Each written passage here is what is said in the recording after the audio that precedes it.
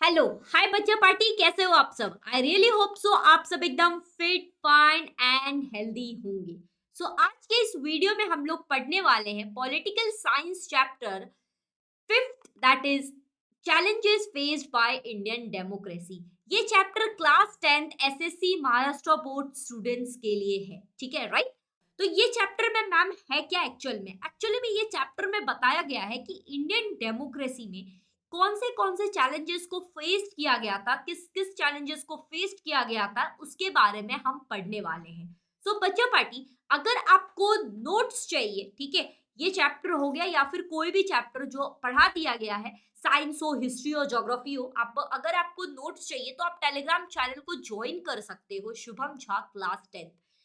आपका टेलीग्राम का लिंक आपका डिस्क्रिप्शन में भी दिया गया है। एंड ऑल्सो अगर आप टेलीग्राम पे जाकर सर्च करते हो शुभम झा क्लास 10 तो आपको वहां पे टेलीग्राम चैनल भी मिल जाएगा।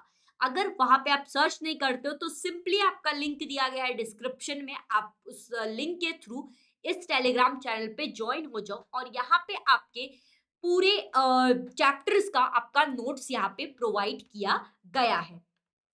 मैम, कौन से चैप्टर्स पढ़ा दिए गए हैं? Can you please explain me? Of course yes, मैं आपको बता देती हूँ कि क्या क्या पढ़ा दिया गया है। देखो, क्लास 10th में ऑलमोस्ट आपका सिलेबस यहाँ पे कंप्लीट हो चुका है, ठीक है। आप एक बार अगर जा करके देखोगे तो आपका ऑलमोस्ट चैप्टर कंप्लीट हो चुका है, सिलेबस। क्लास 10th की हिस्ट्री का आपका ऑलमोस्ट सिलेबस कंप्लीट हो चुका है, full syllabus. Class 10th geography का ऑलमोस्ट सिलेबस आपका कंप्लीट हो चुका है। आप प्लेलिस्ट में चले जाओ, प्लेलिस्ट पे आपको जो भी चैप्टर पढ़ना है आप वहां पे आपके प्लेलिस्ट का लिंक दिया गया है डिस्क्रिप्शन में, आप वहां पे क्लिक करो, आपको जो भी चैप्टर पढ़ना है आप वहां पे पढ़ सकते हो और नोट्स आपको टेलीग्राम चैनल पे मिल जाएगा। ओके। सो देखो, कुछ बच्चों का अब ये भी क्वेरी होगा, मैम हमने पढ़ तो पूरा लिया है, ठीक है, बट अब हमें ना क्वेश्चन सॉल्व करना है। ये बड़ा समस्या है कि मैम नंबर ऑफ क्वेश्चंस को सॉल्व करना है सर, नंबर ऑफ क्वेश्चंस को सॉल्व करना है, अब मैं क्या करूं? तो बच्चों party, for that we have some good news for you all, that is कि हमने अपना न्यू एप्लीकेशन लॉन्च किया है, that is the easy learning application. ये इजीली आपको गूगल प्ले स्टोर पे आपको मिल जाएगा, आप वहां पे सर्च करोगे, आप ये ऐप को डाउनलोड कर लो। ये ऐप में आपको यहाँ पे टेस्ट सीरीज अवेलेबल है, ठीक है, आप साइंस के टेस्ट सीरीज को ज्वाइन कर सकते हो। ऑलमोस्ट इसमें 1500 टू 1600 क्वेश्चन दिया गया है साइंस का। हर एक चैप्टर से, हर एक टॉपिक से आपका यहाँ पे क्वेश्चंस है। एमसीक्यू सब्जेक्टिव सब क्वेश्चंस है, आप सारे क्वेश्चंस यहाँ पे सॉल्व कर सकते हो। ओके। एंड इसकी जो कॉस्ट है वो है 500 रुपीज, 500 रुपीज। बच्चा पार्टी, आप अगर टेस्ट सीरीज ज्वाइन करना चाहते हो तो आपके ये ऐप का लिंक दिया गया है डिस्क्रिप्शन में, ठीक है, आप वो ऐप को डाउनलोड कर लो, टेस्ट सीरीज के ऑप्शन पे चले जाओ एंड आपकी यहाँ पे जो फीस है वो है 500 rupees. You can join it और यहाँ पे सब एमसीक्यू फॉर्मेट में और सब्जेक्टिव फॉर्मेट में आपके क्वेश्चन है, आप यहाँ पे सॉल्व कर सकते हो। ओके। ऑल्सो अगर आपको लगता है कि नहीं मुझे और जानकारी चाहिए इजी लर्निंग के बारे में, तो बच्चों पार्टी, इजी लर्निंग जब आप गूगल प्ले स्टोर पे आप देखोगे तो यहाँ पे आपको रिव्यूज दिखेंगे। ऑलमोस्ट वी कैन से ये तो 87 रिव्यूज है, बट ऑलमोस्ट अभी 100 प्लस रिव्यूज चला गया है। आप जा करके वो रिव्यूज को एक बार पढ़ो कि बच्चों ने कैसा फीडबैक दिया है। ओके, तब आपको आइडिया लगेगा कि यस, मेरे फ्रेंड्स ने वहां पे पढ़ा है, मुझे पता चला है कि यस ऐसा ऐसा है। And after that download it this app. And download करने के बाद एक और ऑप्शन सुन लो, अगर आपको रिव्यूज से लगता है कि नहीं मुझे और जानकारी चाहिए, ठीक है, अगर आपकी इच्छा है कि नहीं मुझे और जानकारी चाहिए, तो बच्चों पार्टी आप एक काम कर सकते हो, ये ऐप को डाउनलोड करो, वहां पे एक आपको चार्ट दिखेगा, आपके वहां पे शुभम झा करके चार्ट आपको एक आएगा, ठीक है, वहां पे आपको आएगा, आप वहां पे हाय हेलो सेंड कर सकते हो। एंड ऑल्सो जिस भी बैचेस के रिलेटेड आपको क्वेरी चाहिए, आप वहां पे लिख दो कि yes I am this person, I am in class 10 या फिर class 9, I want to know about this batch. Okay, whatever batch, victory batch, आरम बैच, जो भी बैचेस के बारे में आपको जानना है, आपको पर्टिकुलरली वहां पे आप मैसेज कर दो। ओके, आपको फीडबैक एंड ऑल्सो रिप्लाईज मिल जाएगा as soon as possible। Okay. And call back भी आपको आ सकता है। मैं ऑलमोस्ट मैं कॉल बैक करती हूँ, तो आपको कॉल बैक भी आ सकता है, क्योंकि क्योंकि बहुत बच्चों को बहुत ज्यादा क्वेरीज होती है, तो इसलिए मैं कॉल बैक करती हूँ कि यस, अगर कोई क्वेरीज है तो हम कॉल पे डाउट क्लियर कर सकते हैं। ओके। सो अगर आप एक क्लास 9th के बच्चे हो तो आप विक्ट्री बैच ज्वाइन कर सकते हो। विक्ट्री बैच में आपके 4 to 5 सब्जेक्ट पढ़ाए जा रहे हैं। पहले हम 3 सब्जेक्ट पढ़ाते थे, maths, English and science. But अब जैन से आपका हिंदी एंड सोशल स्टडी भी आपको पढ़ाया जाएगा, ये एक बोनस में आपको मिला है। ओके। यहाँ पे लाइव लेक्चर होती है। एंड आप अगर क्लास 10th में हो तो आप टेस्ट सीरीज को ज्वाइन कर सकते हो, सिर्फ और सिर्फ क्वेश्चन से यहाँ पे आप सॉल्व कर सकते हो। अगर आपको चाहिए कि नहीं मुझे भी सारे सब्जेक्ट पढ़ने हैं एज 9th स्टैंडर्ड, ठीक है, तो आप भी आरएम बैच ज्वाइन कर सकते हो। यहाँ पे लाइव लेक्चर होते हैं, 4 to 5 सब्जेक्ट यहाँ पे पढ़ाया जा रहा है, maths, English, social study, Hindi, science पढ़ाया जा रहा है, लाइव लेक्चर होता है। आपको अगर ज्यादा डाउट है कुछ, as I said you, download this app easy learning, and वहां पे चैट का ऑप्शन है, आप चैट पे अपना नाम लिख करके, क्लास लिख करके आप सेंड करो, जो भी क्वेरी है हम आपसे बात करके डाउट क्लियर कर लेंगे। ओके। आरएम बैच की जो फीस है वो है 2500, बट डिस्काउंट आपको 20% का मिलेगा, तो आपकी फीस हो जाएगी 2000 rupees. This is full full course fees. आप अगर वन टाइम पे करोगे तो दूसरी बार आपको पे नहीं करना है। ये बहुत सारे बच्चे कंफ्यूज हो जाते हैं कि हर महीने पे करना है। नहीं, आपको एक ही टाइम में पे करना है। This is full course fees. Class 9th वाले आपकी जो फीस है वो है 2500, बट आपको मिलता है 40% का डिस्काउंट, तो दैट मीन्स कि आपकी जो फीस हो जाएगी वो हो जाएगी 1500 rupees. This is one time fees, full course का फीस है, आपको हर महीने नहीं देना है। और बहुत सारे ऐसे बच्चे जिनको लग रहा है कि ये एप्पल स्टोर के लिए नहीं है, ठीक है, तो ऐसी बात नहीं है। आप एक बार परचेस कर लोगे, ठीक है, आप एक बार परचेस कर लोगे तो आपको भी बता दिया जाएगा कि किस तरीके से आप क्लास अटेंड करो और किस तरीके से आप ऐप को डाउनलोड करो, because we also have same device of Apple. Okay, तो वी कैन जस्ट हम आपकी डाउट क्लियर कर सकते हैं। Okay, so don't worry about that. तो आई थिंक कि मैंने आपको सारी चीजें बता दी है। जैसे आपका आरंभ बैच 2500 फीस है, ये आरंभ 20 कोड है, इसको अप्लाई करोगे तो आपको मिल जाएगा 20% का डिस्काउंट, एंड आपकी फीस हो जाएगी 2000 rupees. I really hope so कि आपको मैंने बता दिया है अच्छे से। फिर भी अगर कोई क्वेरीज है तो आप ऐप डाउनलोड कर लो, वहां पे हम आपसे कंसल्ट कर लेंगे। ओके, हम आपसे कनेक्ट कर लेंगे, एंड जो भी आपको डाउट है आप वहां पे हमें पूछ सकते हो। चलो, तो अब आते हैं हम बैक टू पवेलियन अपने चैप्टर्स पे, और अब हम अपने चैप्टर्स को पढ़ना शुरू करते हैं। ठीक है, सो डेमोक्रेसी, काफी टाइम हमने ये वर्ड को सुना है, democracy, for the people, by the people, to the people. ठीक है, ये क्या है? For the people, by the people, to the people.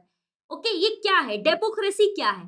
तो डेमोक्रेसी जो भी है, ठीक है, डेमोक्रेसी जो भी है, बट ये एक कंटिन्यूअस लिविंग प्रोसेस है। मतलब कि अगर आपको एक देश में रहना है तो ये डेमोक्रेसी का प्रोसेस चलता रहेगा, ये डेमोक्रेसी का प्रोसेस चलता रहेगा। बट मैम, डेमोक्रेसी है क्या?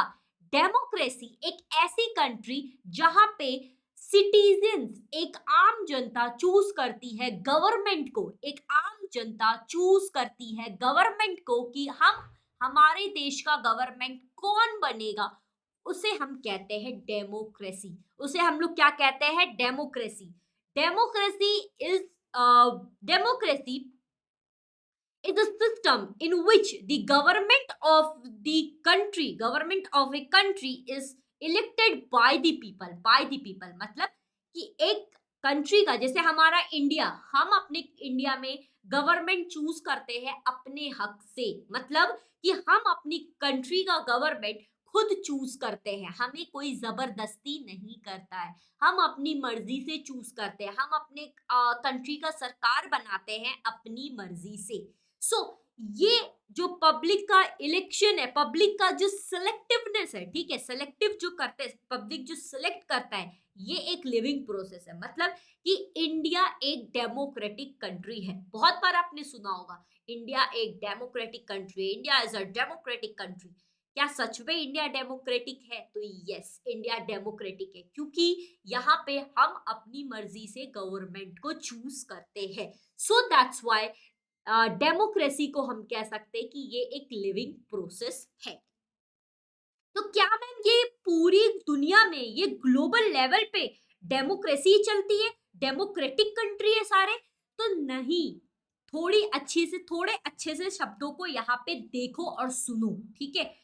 आज के टाइम में हर एक नेशन ये कहता है कि हमारी कंट्री डेमोक्रेटिक कंट्री है, मतलब कि हर एक नेशन, हर एक देश कहता है कि हम अपनी कंट्री का सरकार गवर्नमेंट पब्लिक के रूल के हिसाब से बनाते हैं, पब्लिक के इच्छा के हिसाब से बनाते हैं, पब्लिक जिसे वोट करे उसके इच्छा से बनाते हैं। बट ये सच नहीं है, ये सत्य नहीं है। बहुत सारी ऐसी भी कंट्री है जो कहती है कि मैं डेमोक्रेटिक कंट्री हूं, ठीक है, बट वो नहीं है, एक्चुअल में वो नहीं है। फॉर एग्जाम्पल जैसे पाकिस्तान एग्जाम्पल है ये, ठीक है, कि वो कहती है हम डेमोक्रेटिक कंट्री है, बट वो नहीं है डेमोक्रेटिक कंट्री। ओके, वो अपने हिसाब से सरकार बनाती है, पब्लिक के हिसाब से नहीं बनाती है। So once read this paragraph, today every nation in the world claims to be democratic. आज की डेट में हर एक कंट्री कहती है हम डेमोक्रेटिक है, but in reality very few nation in the world have democracy that protects the right and the freedom of the people and give the priority to welfare of the people। but reality ये है कि बहुत कम ऐसी country है जो public को right देती है और फ्रीडम देती है, एंड ऑल्सो पब्लिक का जो प्रायोरिटी है, welfare of the public, public का जो वेलफेयर है उसे, वो बहुत ऐसी कम कंट्री है जो उसे प्रोवाइड करती है, ठीक है। कहती है कि मैं डेमोक्रेटिक हूँ, बट बाय द एक्शंस लगता नहीं है। Many democracy are facing challenges of the military take over. मतलब बहुत सारी कंट्री, बहुत सारी डेमोक्रेसी फेस करती है मिलिट्री टेक ओवर का challenges। Okay, spread of the democratic values at the global level and the adoption of true democracy by all the nation is the major challenges of global nation। अगर आज की date में अगर हम बात करें तो एक ग्लोबल, पूरी दुनिया के लेवल पे, ठीक है, वर्ल्ड के लेवल पे अगर हम बात करें तो आज के टाइम में मेजर चैलेंजेस है कि अगर कोई भी कंट्री डेमोक्रेटिक एक अडॉप्ट करती है कि यस हम डेमोक्रेसी को अडॉप्ट करते हैं, not by the words but also by the action, तो उसे कहा जाता है ट्रू डेमोक्रेसी। जैसे हमारी कंट्री इंडिया वर्ड्स में भी कहती है डेमोक्रेसी है, एंड एक्शंस में भी दिखता है कि डेमोक्रेसी है। वी सेलेक्ट द पीपल, हम इलेक्शंस करते हैं, इलेक्शंस के हिसाब से कोई भी जीतता या हारता है, ठीक है। एक आप ये नहीं कह सकते हो कि यस कहा तो गया है डेमोक्रेसी है, बट नहीं है, ऐसा नहीं है। By the words and by the actions दिखना चाहिए कि यस डेमोक्रेटिक कंट्री है। ओके, चलो आगे देखते हैं, आगे बढ़ते हैं, देखते हैं next. In India democracy appears in the forms of, India में डेमोक्रेसी कौन से फॉर्म्स में अपीयर होती है? तो वोटिंग के फॉर्म में अपीयर होती है। मतलब कि डेमोक्रेसी में क्या देखा जाता है कि लोगों को वोटिंग करने का राइट है, ओके, एंड ऑल्सो इलेक्शन का भी राइट है, लोग इलेक्शन भी करते हैं, ठीक है।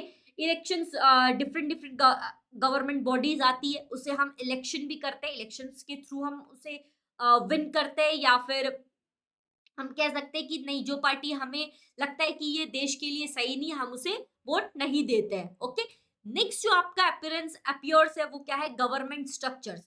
गवर्नमेंट का डिफरेंट स्ट्रक्चर्स है, जैसे लेजिस्लेटिव लेक्चर, एग्जीक्यूटिव लेक्चर, फिर है आपका जुडिशियल लेक्चर स्ट्रक्चर, ये डिफरेंट स्ट्रक्चर्स है गवर्नमेंट का। नेक्स्ट क्या है? जुडिशियरी। मतलब हमारी कंट्री में इंपॉर्टेंट सबसे ज्यादा हम जुडिशियरी को भी देते हैं। कहते हैं ना सुप्रीम कोर्ट ने जो कह दिया वो कहीं ना कहीं एक लक्ष्मण रेखा भी है, ठीक है। तो जुडिशियरी को भी हम काफी इंपॉर्टेंस देते हैं। दैट मीन्स कि डेमोक्रेसी में ये सारी चीज आती है। अगर ये सारी चीज अपीयर हो रही है तो दैट इज नोन एज कि इंडिया में डेमोक्रेसी है। तो ये सारी चीजें हमारी कंट्री में है, ओके। तो दैट मीन्स कि हमारी कंट्री क्या है? डेमोक्रेटिक कंट्री है। Next we will talk about the values followed by ensure democracy in deep root.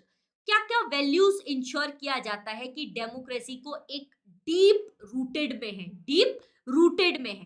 तो मत क्या क्या है वो? First is equality, then is fraternity, then is development, human humanitarianism, then is justice, peace, freedom. ये सारी चीजें क्या है? डेमोक्रेसी का डीप रूट है। अगर मैं बात करूं कि ये फ्रेटर्निटी क्या होता है, तो फ्रेटर्निटी होता है कि ग्रुप ऑफ पीपल जब शेयर करते हैं, एक कॉमन इंटरेस्ट के ऊपर वर्क करते हैं या शेयर करते हैं, तो वो हम लोग उसे कहते हैं फ्रेटर्निटी।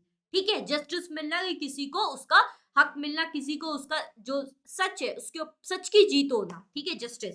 देन इज पीस, शांति, फ्रीडम, किसी को आजादी देना, ठीक है, आजादी देना, जैसे वुमेन्स को आजादी दिया गया है कि वो अपना काम कर सकती है, आजादी देना। इक्वालिटी, हर किसी को एक समान में रखना। डेवलपमेंट, दैट इज डेवलप हो रहा है कंट्रीज का, ठीक है, ऑल्सो ह्यूमंस का। Then is human humanitarianism, that is कि किसी भी मतलब ह्यूमंस को बेसिकली ह्यूमनिज्म देना, that humanism is known as the humanitarianism. Okay, तो ये आपका क्या हो गया? वैल्यूज हो गया डेमोक्रेसी डीप रूटेड का। Democracy is a deep rooted है। ओके, चल अब हम लोग देखते हैं नेक्स्ट टॉपिक, और काफी इंपॉर्टेंट टॉपिक है ये। एक्चुअल में यही एक टॉपिक है जो पूरे चैप्टर्स को दर्शाता है। ये टॉपिक में हम इस चैप्टर में हमें ये पढ़ना है, ठीक है। That is challenges before Indian democracy. Indian democracy से पहले क्या क्या चैलेंजेस को फेस करना पड़ा था, उसके बारे में हम पढ़ने वाले हैं इस चैप्टर में। To make a democracy more meaningful, the government of India decentralized power and adopted the policy of reservation of women and the weaker section of the society. Democracy को मोर मीनिंगफुल बनाने के लिए India ने क्या क्या decentralised करना शुरू किया। इंडिया ने क्या किया? डिसेंट्रलाइज करना शुरू किया। डिसेंट्रलाइज पावर होना चाहिए। हम देखते हैं ना कि एक जो गांव में जो ग्राम पंचायत होता है उसके पास भी पावर होता है, डिस्ट्रिक्ट लेवल के पास भी पावर होता है, स्टेट लेवल के पास भी पावर होता है। तो हर किसी के पास पावर क्या किया गया है? डिस्ट्रीब्यूट किया गया है। हर किसी के पास पावर क्या किया गया? डिस्ट्रीब्यूट किया गया है। विच मीन्स कि अगर गांव में कोई भी प्रॉब्लम होता है, ठीक है, तो वो कहाँ जाएंगे? ग्राम पंचायत के पास जाएंगे। ग्राम पंचायत अगर प्रॉब्लम सॉल्व नहीं करती है, या ग्राम पंचायत के लिए ये लेवल बहुत बड़ा है, तभी जा करके वो क्या कर सकते हैं? एक डिस्ट्रिक्ट पे जा सकते हैं, डिस्ट्रिक्ट लेवल पे, ठीक है, तालुका लेवल पे। उसके बाद वहां पे भी उसका नहीं होता है, ठीक है, तो तब वो कहाँ पे जा सकते हैं? स्टेट लेवल पे जा सकते हैं। अगर स्टेट लेवल पे भी नहीं हो सकता है, तब वो कहाँ जा सकते हैं? नेशनल लेवल पे जा सकते हैं। बट दैट ये बताने की कोशिश कर रहा है कि हर एक लेवल पे कहीं ना कहीं पावर दिया गया है। हर एक लेवल पे कहीं ना कहीं पावर दिया गया है। तो हमारी कंट्री में डेमोक्रेसी का मीनिंगफुल ये है कि इंडिया एक डिसेंट्रलाइज्ड पावर को अडॉप्ट किया है। ऑल्सो इंडिया ने policy of reservation of women को, वुमेन के रिजर्वेशन के लिए भी पॉलिसी को अडॉप्ट किया है। ऑल्सो वीकर सेक्शन के रिजर्वेशन के लिए पॉलिसी को अडॉप्ट किया है। तो ये सारी चीजें जो है ये डेमोक्रेसी को ज्यादा मीनिंगफुल बनाता है, डेमोक्रेसी को और अच्छे से हम कह सकते हैं और अच्छे से लोगों के सामने बता सकता है कि यस, डेमोक्रेसी में ये सारी चीजें भी होनी चाहिए, या अगर ये चीज है तो दैट मीन्स कि ये कंट्री डेमोक्रेटिक है। But we should think whether such measures really gave a power in the hand of citizens. तो इसका कहीं ना कहीं रीजन है यस, क्या हमें सोचना चाहिए क्या ये सब चीजें जो है वो में सिटीजन्स के हाथ में एक पावर देती है? तो हाँ, सही है ना, क्योंकि अगर मान लो कि आपके पास एक रिजर्वेशन है, आपको एक रिजर्वेशन चाहिए, आपको रिजर्वेशन मिला, वीकर सेक्शन के लिए भी रिजर्वेशन मिला, वुमेन्स के लिए भी रिजर्वेशन मिला, और ऑल्सो पावर एक लेवल लेवल पे क्या किया है? डिस्ट्रीब्यूट कर दिया गया है। जरूरी नहीं कि अगर एक को प्रॉब्लम है तो वो पहुंच जाएगा डायरेक्ट आपके विधानसभा में, सांसद में डायरेक्ट नहीं पहुंच सकता है। वो क्यों नहीं पहुंच सकता? क्योंकि अगर वो छोटे लेवल की प्रॉब्लम है तो छोटे लेवल पे सॉल्व हो सकता है, ठीक है। दैट मीन्स कि हर एक के पास क्या गया है? सरपंच हो गया, ग्राम पंचायत हो गया, इस सब के पास क्या है? आपके पावर है, ठीक है। चलो अब हम लोग पढ़ते हैं पॉइंट बाय पॉइंट कि क्या क्या चैलेंजेस फेस करना पड़ा था बिफोर इंडियन डेमोक्रेसी। तो पहला आता है आपका जो सबसे बड़ा चैलेंजेस था, वो क्या था? Communalism and terrorism. Communalism and terrorism. Communalism and terrorism का मतलब क्या हो गया कि एक तो आतंकवादी वाला दुनिया, ठीक है, और एक हो गया कि कोई भी एक रिलीजियस को लेकर के बैठना कि मैं मुस्लिम हूँ, मैं हिंदू हूँ, मैं हिंदू को ही वोट करूंगा, मैं मुस्लिम हूँ तो मुस्लिम को ही वोट करूंगा। तो दैट मीन्स कि आपका ये कहीं ना कहीं एक डीमेरिट है कि आप सोसाइटी को बिल्ड नहीं कर रहे हो, आप क्या कर रहे हो? अपने रिलीजियस को बिल्ड कर रहे हो, अपने रिलीजियस को बिल्ड कर रहे हो, आप इंडिया को बिल्ड नहीं कर सकते हो। सेकंड, टेररिज्म, दैट मीन्स कि वो पर्टिकुलर जो एक कास्ट है वो टेररिज्म में आती है, ठीक है, दैट में। और ये पर्टिकुलर जो कास्ट है ये डिफरेंट, हम कहते हैं ना वो कास्ट टेररिज्म में आती है, ये कास्ट टेररिज्म में आती है, लोग कहते रहते हैं। तो ये भी एक दर्शाता है कि अगर हम ये सोच रख रहे हैं तो वो गलत सोच है, ठीक है। दैट मीन्स कि ये एक कंट्री को बिल्ड करने में मदद नहीं कर रहा है, डेवलपमेंट में मदद नहीं कर रहा है, लोगों के बीच में कहीं ना कहीं एक भेदभाव ला रहा है, ठीक है। चलो देखते हैं क्या लिखा है इस पैराग्राफ में। Religious conflict and the resultant terrorism is one of the major challenges before the Indian democracy.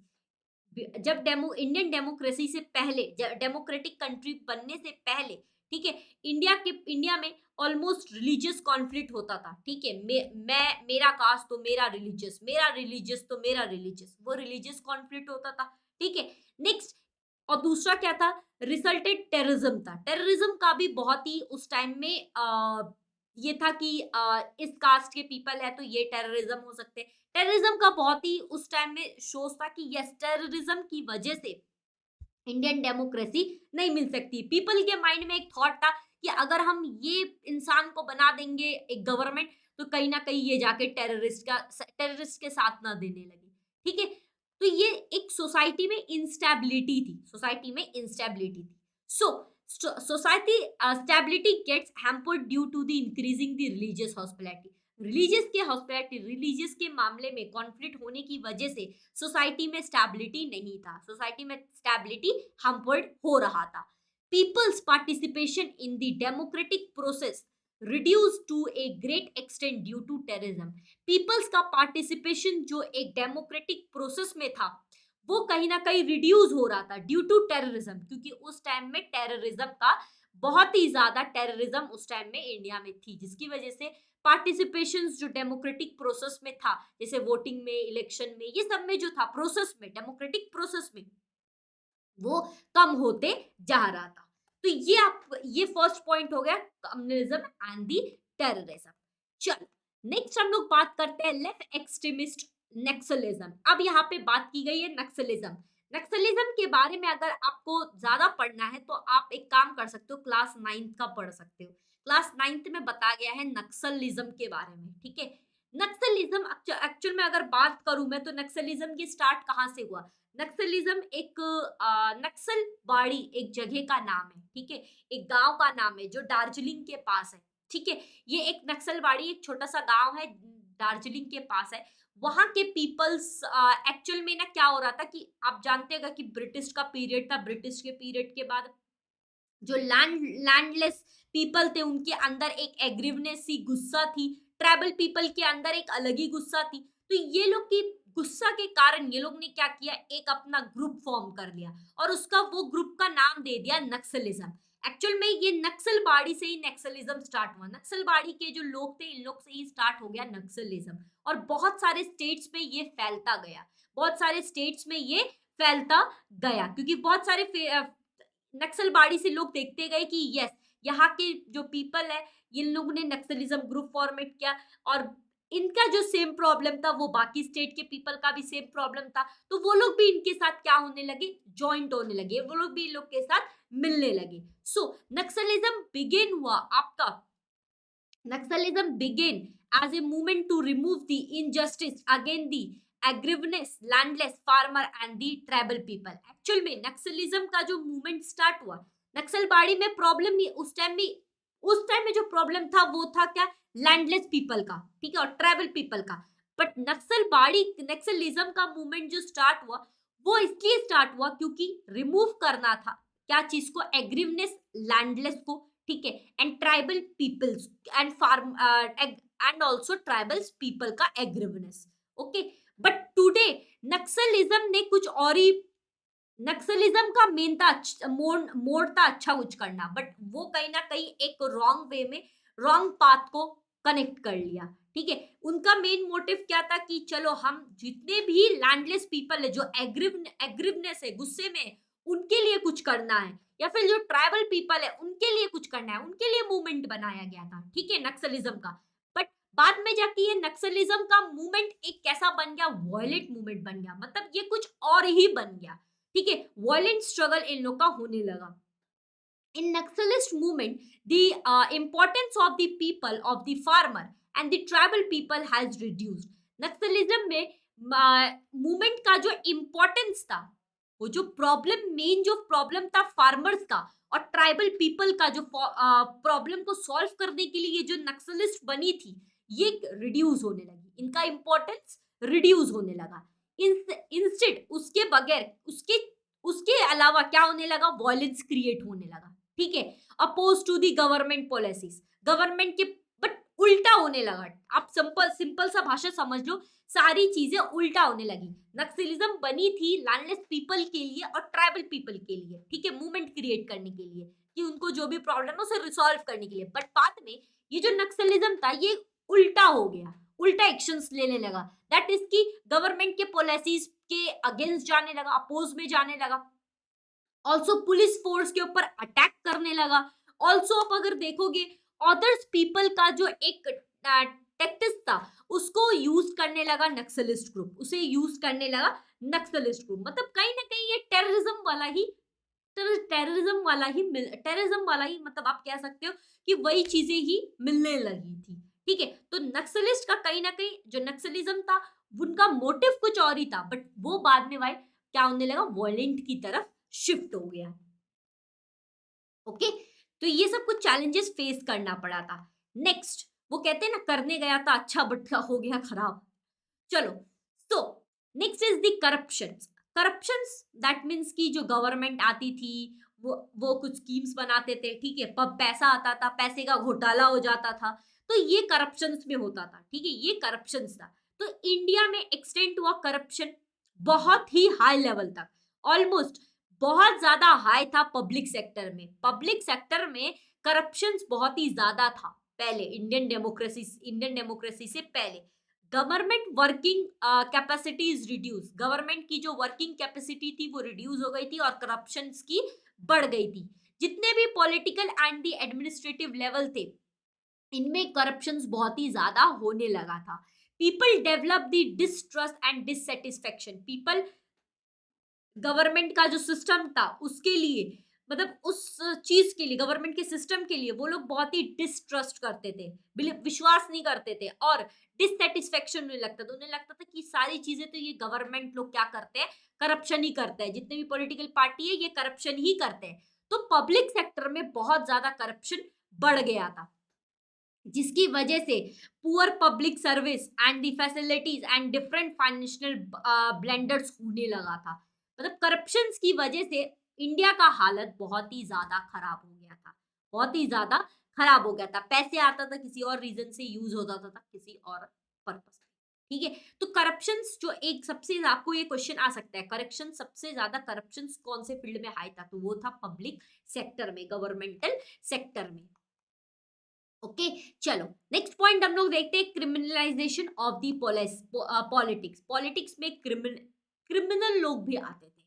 Simple सा भाषा है कि पॉलिटिक्स में, पॉलिटिक्स बनती थी क्यों, गवर्नमेंट बनेगी क्यों, क्योंकि लोगों को लोगों के लिए काम करे। बट वो पॉलिटिक्स कहीं ना कहीं क्रिमिनल में चले जाते थे, क्रिमिनलिज्म, लोग क्रिमिनल में चले जाते थे, क्रिमिनल बन जाते थे। ठीक है, increased participation of the criminal in the political process is the another serious problem of democratic system. democratic system का एक मेजर प्रॉब्लम ये था कि जितने भी लोग पार्टिसिपेट करते थे इन द पॉलिटिकल पार्टी, वो कहीं ना कहीं एक क्रिमिनल बनने लगते थे। ठीक है, करप्शन की वजह से बने, किसी भी रीजन से बने, मेनली तो पैसे की रीजन से ही बनते हैं, तो वो क्रिमिनल की तरफ उनका, वो पॉलिटिक्स में जाते थे। इसलिए तक पॉलिटिक्स में जाना ही मतलब उनका ये होता था कि क्रिमिनल, लोगों के मन में आ जाता था कि ये इतना बड़ा आदमी बन चुका है, मतलब जरूर ये कोई क्रिमिनल काम करता है। ठीक है, some time the political party give a candidate to people having a criminal background facing criminal allegation and the allegations of the corruptions. मैंने बोला ना, करप्शंस की वजह से या फिर कोई भी क्रिमिनल एक्शंस की वजह से लोगों को लगता था कि जो भी पॉलिटिकल पार्टी में जो ये बड़े आदमी जा रहे हैं, ये कहीं ना कहीं क्या है, क्रिमिनल है। मतलब कि क्रिमिनल वो करप्शंस की वजह से बनते थे, उनके एक्शंस की वजह से बनते थे। सारी चीजें होता क्यों है, वो एक पैसे की वजह से होता है। पैसा और पावर, पैसा और पावर इंसान को क्या नहीं कराए, बहुत कुछ करा देता है। ठीक है, नेक्स्ट जो आपका टॉपिक है that is social challenges. Social challenges क्या क्या फेस करना पड़ा था।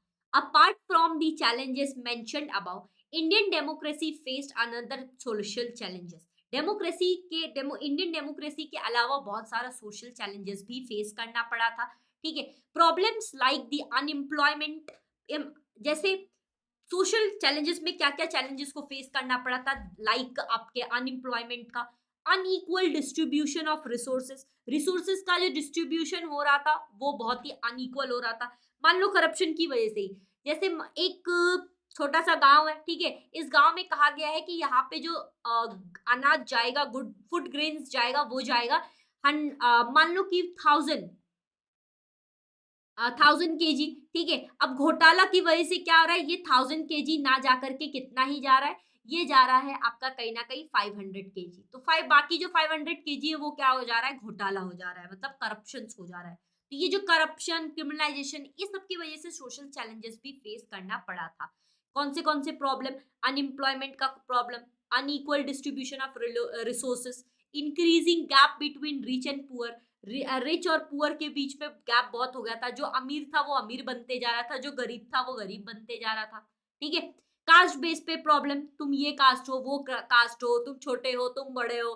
ठीक है, योर आपका कलर फेयर है, मेरा कलर डार्क है, तो ये सब जो था, ये सब भी प्रॉब्लम कहीं ना कहीं फेस करना पड़ता था इंडियन डेमोक्रेसी से पहले। ओके, तो ये सब सोशल चैलेंजेस में आता है। समझ में आया आपको यहाँ तक? समझ में आया? चलो, अब हम लोग पढ़ते हैं लास्ट टॉपिक, दैट इज कि what are the steps should be taken to make the Indian democracy successful. क्या क्या स्टेप्स लेना चाहिए इंडियन डेमोक्रेसी को सक्सेसफुल बनाने के लिए।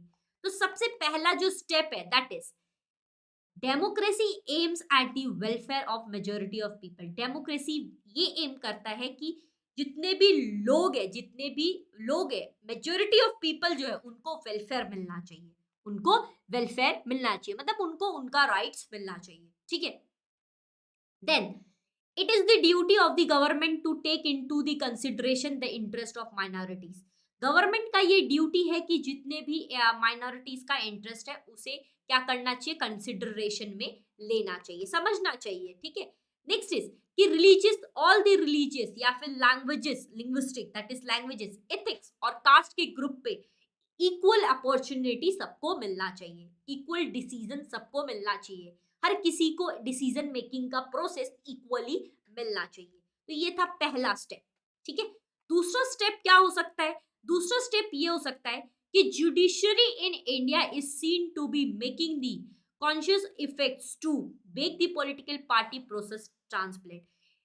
जुडिशरी ने क्या किया कि पॉलिटिकल प्रोसेस को क्या कर दिया, ट्रांसपेरेंट कर दिया, ट्रांसपेरेंट कर दिया, मतलब कि आम जनता के बीच में और गवर्नमेंट के बीच में कोई भी बात छिपनी नहीं चाहिए। अकाउंटेबिलिटी और ट्रांसफरेबिलिटी ये क्या होनी चाहिए, मतलब ट्रांसपेरेंट होना चाहिए। ठीक है, ट्रांसपेरेंट होना चाहिए। आप देखते होंगे आज की सरकार जो भी करने वाली रहती है वो पहले से बता दी रहती है कि यस हम ये करने जा रहे हैं, या फिर वो करते भी है तो कहते हैं हमने ये लॉन्च किया है।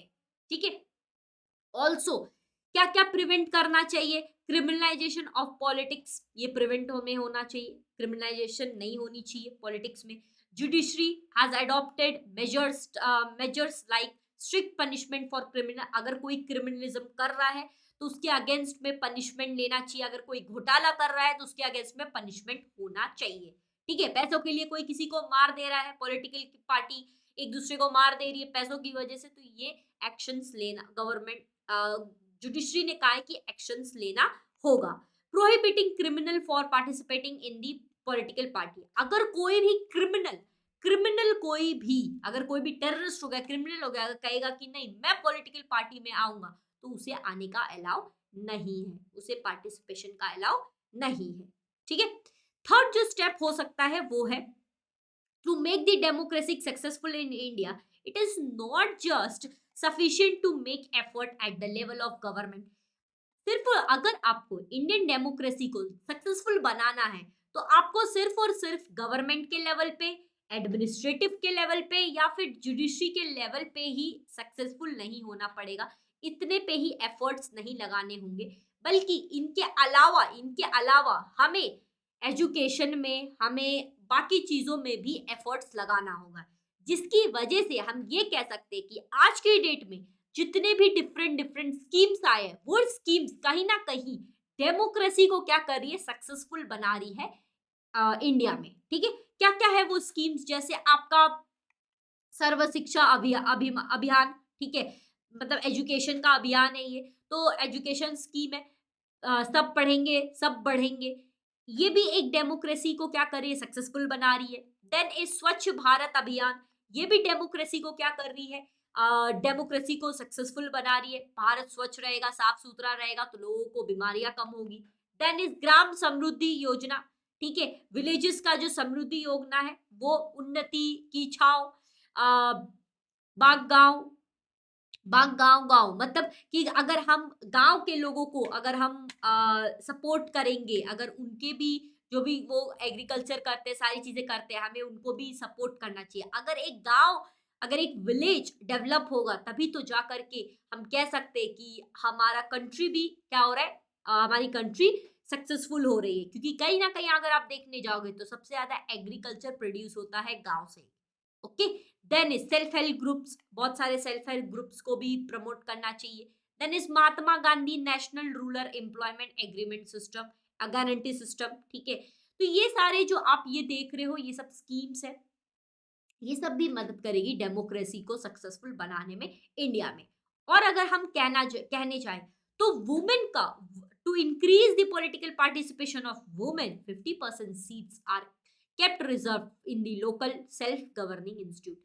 वुमेन्स को भी पॉलिटिकल पार्टी में सीट्स देना पड़ेगा। 50% सीट्स वुमेन के लिए है, reserve in the local governing institution, local self governing institution में 50% सीट्स है वुमेन को पॉलिटिकल पार्टी में पार्टिसिपेट करने के लिए। ओके। नेक्स्ट जो पॉइंट है, नेक्स्ट जो स्टेप्स हम ले सकते हैं, ठीक है, सक्सेसफुल डेमोक्रेटिक बनाने में, that is to increase the participation of the people at the level it helps in challenging the public sector. That means कि अगर हम इंक्रीज कर दे पार्टिसिपेशन, मतलब लोगों के पार्टिसिपेशन को अगर हम इंक्रीज कर दे, तो उससे क्या होता है, कहीं ना कहीं चेंजिंग होता है पब्लिक पॉलिसीज में ऑल्सो। अगर हम इम्प्लीमेंट करते हैं या फिर हम एक इक्वल लेवल का, हम कह सकते हैं वैल्यूज ऑफ रिस्पेक्ट दे सकते हैं, इक्वलिटी में, लिबर्टी में, सोशल जस्टिस में, सिक्युलरिज्म में, and also personal life of citizens में, तो ये भी एक डेमोक्रेसी सक्सेसफुल बना सकती है इंडिया में। तो ये कुछ स्टेप्स है जो लिया जा सकता है, लिया भी गया है। ठीक है, जिसके कारण से इंडिया आज एक सक्सेसफुल डेमोक्रेटिक कंट्री है। ओके, तो यहाँ पे आपका चैप्टर होता है दी एंड, कहानी होती है समाप्त। और प्यारे प्यारे बच्चों, आपका जो प्यारा सा चैप्टर है, 5th चैप्टर, वो भी होता है फिनिश। तो ये है कुछ क्वेश्चंस जिसके आंसर आपको देने हैं कमेंट बॉक्स में। First question is the Indian democracy participate in the election and get the political power. That is political power, courts, social organisation, none of above. आपको इसका आंसर आपको कमेंट्स में देना है। लेट्स सी कि कौन कौन बच्चे सच में ये वीडियो को देखे हैं, पढ़े हैं। ठीक है, काफी अच्छे से आपको बताया गया है, सिंपल फॉर्मेट में आपको एक्सप्लेन किया गया है। Next question is many democracies are facing the challenges of leadership crisis, judicial instability, military take over और the paucity of the fund. Answer you have to give in comment. And अगर notes चाहिए तो for the notes you can join Shubham Jha Telegram channel. And also वो बच्चे जिनको भी Telegram channel पे join notes चाहिए, टेलीग्राम चैनल ज्वाइन कर लो उन ओके। एंड जिनको भी लाइव लेक्चर पढ़ना है स्पेशली, वो बच्चे आरम बैच में ज्वाइन हो जाओ, या फिर अभी विक्ट्री आपके टारगेट बैच आया है जहाँ पे सिर्फ और सिर्फ साइंस के लिए है। वो जिनको भी साइंस सिर्फ और सिर्फ लाइव पढ़ना है वो टारगेट बैच ज्वाइन कर सकते हैं। क्लास 10 के बच्चे, क्लास 9 वाले आप विक्ट्री बैच ज्वाइन कर लो। पूरा का पूरा सब्जेक्ट आपको वहाँ पे पढ़ाया जा रहा है, मस्त एंजॉय करके हम लोग लाइव लेक्चर्स पढ़ सकते हैं। अगर कोई भी क्वेरीज आती है आप वहाँ पे ऐप डाउनलोड कर लो, वहाँ पे चैट का ऑप्शन है, चैट पे लिख दो, हम आपसे कनेक्ट कर हो जाएंगे। ठीक है, हम आप जो भी क्वेरी रहेगी हम आपको पूछेंगे, आप अपना डाउट को वहां पे क्लियर कर सकते हो। आई रियली होप सो कि ये चैप्टर आपको समझ आया होगा एंड आंसर्स आपको कमेंट में देने हैं। Thank you so much for watching this video. और अगर अभी तक आपने चैनल को सब्सक्राइब नहीं किया है तो फटाक से सब्सक्राइब कर लो। एंड ऑल्सो प्लेलिस्ट में पूरा का पूरा पढ़ा दिया गया है, गो एंड विजिट इट। अब आराम से पढ़ो, मचाओ और खुश रहो। अब एग्जाम भी आ चुका है बहुत ही नजदीक, पढ़ाई करो अब भाई। अब तो थोड़ा थोड़ा ऐसा सिंसियर बच्चा बन जाओ कि नहीं अब पढ़ना है मुझे। ठीक है, 2 महीने बचे हैं, मस्त पढ़ो। सिलेबस भी आपका ऑलमोस्ट कंप्लीट हो चुका है। Thank you so much for watching this video.